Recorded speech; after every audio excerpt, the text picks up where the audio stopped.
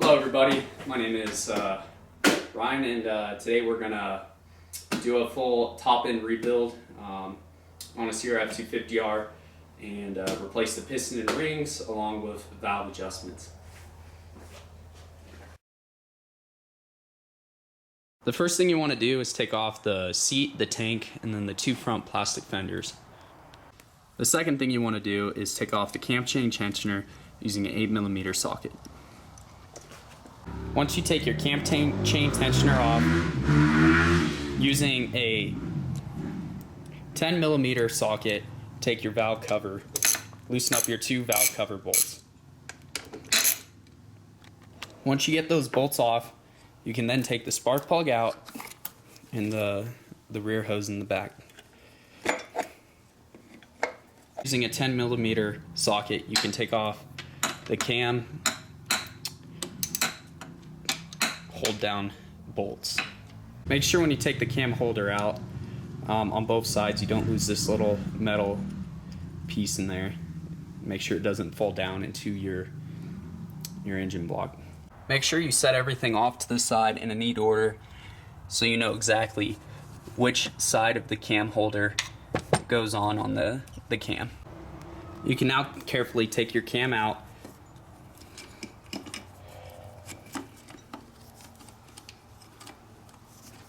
It's okay to let your cam chain fall, as you will be taking the whole head off and will be able to access it. Now, using an 8mm socket, you can now go over to the other side of the bike and take out the antifreeze drain plug to drain your antifreeze. You can now take off your antifreeze connector on the front side of the head.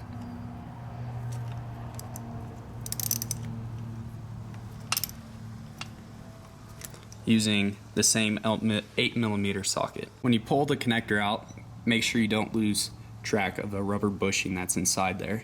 It helps to just set that aside in a safe place. Using a 12mm socket, loosen up your exhaust bolts that are connected to the head and pull your exhaust out carefully. Loosen up the exhaust clamp further down the bike using a 10mm socket, so once it's all loosened up, you can pull out the whole front exhaust and set it aside. Using an 8mm socket, you can now take off these two bolts on the driver's left side of the head. You can now, using a 12mm socket along with a 12mm wrench, loosen these two support engine or head support bolts. Mine are a little stuck, so you can carefully take a extension to a socket or a screwdriver and carefully tap them out from the back side. Using a 14mm socket and a 14mm wrench, you can now take out the bottom support bolt, which I've already loosened up. Once you get them out, or the bolts out, make sure that you have markings on the support that say right or left, so you know exactly how it goes in. If they do not have a support or a marking, make sure to grab a Sharpie so you know exactly how this will go in and you won't be messing around with it, wasting time. Using the same 14mm socket, you can now take out these four bolts inside, or on the top of the head, supporting it in. You're setting those to the side. You can carefully pull up the washers that were below the bolt, keeping them in the same order as they may be different sizes. It helps to have a magnet for the inside washers inside, or that are inside the head, that can easily pull them out without them falling down deeper into the engine. After pulling out those four bolts and setting aside the washers in the same order you pulled them out, you can now loosen up the clamp that's holding in the carburetor to the top of the head. Now, using a 12mm socket, you can now loosen and take off the 2 support bolts holding the back side frame of the bike.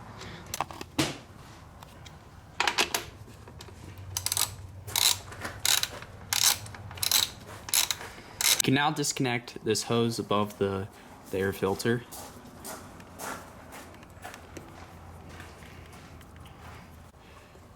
Once that is disconnected, you can loosen with a Phillips screwdriver the second clamp connecting the carburetor to the air filter. This one too is tricky to get to, and it may be a little difficult, but with persistence you should be fine. Once those 2 connections are disconnected, you can now take off the top support bolt to the back of the frame of the bike. Be aware that once this bolt is disconnected, the whole back end will fall down. So make sure you have something supporting it. I'm just sticking my knee there to ensure that it won't fall too. Once that bolt is removed, as mentioned earlier, the whole back end should fall off, and you should be able to pick it up and put it over to the side.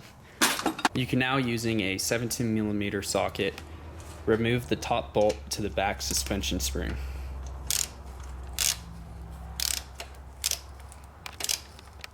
You want to pull the back of the bike up and then tap the bolt out. This may be easier with 2 people. But if you're pulling the back end enough up, the bolt should easily slide out. You can now carefully remove the carburetor from the top of the head. With the carburetor removed, you can now carefully remove your shims, remembering the exact order you took them out for valve adjustments. Remember, the rear shims are below these caps, which I have already taken mine out, and it's probably best to remember which cap is right or left. Remember that your front shims are below, on top of these springs. What I like to do is make sure everything is completely out of the way and out of the shop, just in case you accidentally bump into it. So what I've done is I put the shims on a piece of paper in a container inside of the house instead of out in the shop, and you have the upper right, upper left, lower left. With the carburetor disconnected and the shims taken out, you can now safely remove your head. It can sometimes be jammed, so it helps use a rubber mallet to loosen the bond between the top of the cylinder and the bottom of the head. Carefully wiggle it back and forth while it slowly pulls itself up over the support screws that are sticking out of the cylinder. With the head removed, you can now carefully set it into the bin.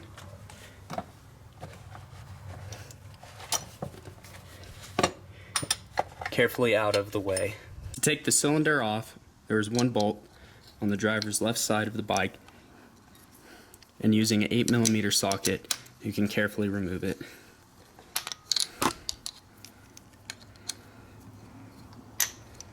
You can now remove the cylinder in the same way we removed the head. The cylinder should come off easier.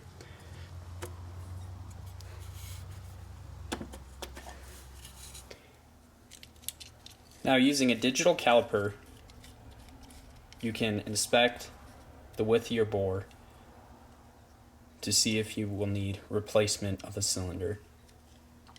For a crf250r, which mine is a 2004, the bore should be about 178 with a deviation of 0.04.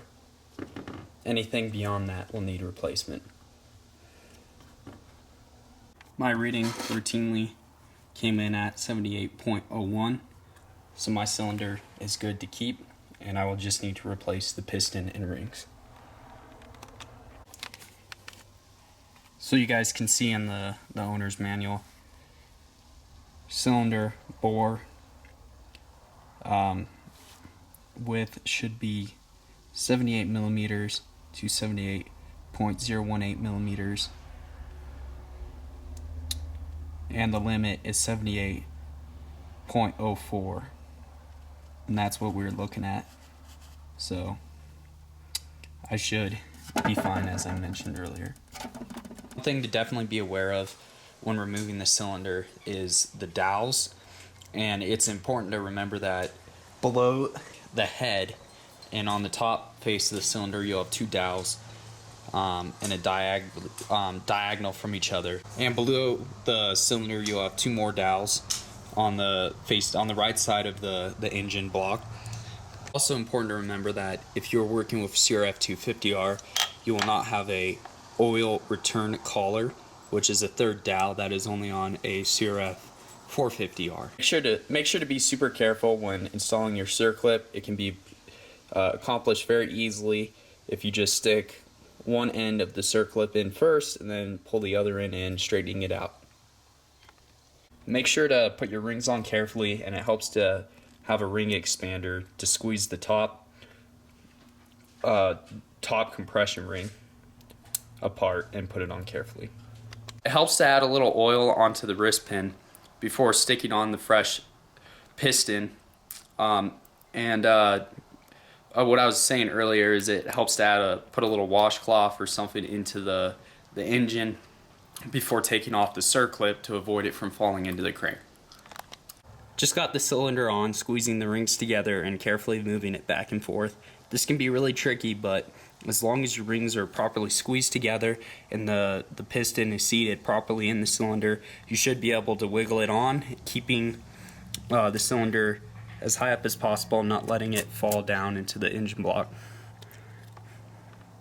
You can now put on the gasket that will be seated on the bottom of the head, and carefully put on the head, and also make sure that your cam chain is on the gear down there. The way to torque these 4 bolts that support the cylinder is to use a crisscross pattern. So tighten this one, then that one, then that one, and continue that pattern. And you want to torque it in increments. You want to go from increments from 10 all the way around, get them all torqued to 10 using that crisscross pattern. Then you want to go to 20, and then after that you want to go to 29, which is the final torque on those 4 bolts. These 2 smaller bolts on the side, along with the bolt holding the cylinder in, that's a 7-pound torque, foot-pound torque. We can now carefully put in our shims. So a smart thing to do is get a paper towel or a shop rag or something like that and stick it in the open area where the cam chain comes up when putting in your shims, just to make sure no shims will fall down in. Okay, so when you're sticking your cam in, which I just did, and everything is top dead center, looking great, you want the cam position. So these this part of the cam's facing backwards. So if you look at the little dashes on the cam, that's how you know you're top dead center. And now it's pretty simple. You just stick the cam in, move it around a little bit, and of course you want these dashes as close as possible in here and as close as possible on the other side. It won't line up perfectly no matter how hard you try, but as long as you get it as close as possible, your bike will run great. And now put in the cam hold down bolts and the holders, and also, like I said earlier, being careful about the dowels and this little metal sleeve in there. The torque on the cam holder bolts are 10 foot-pounds.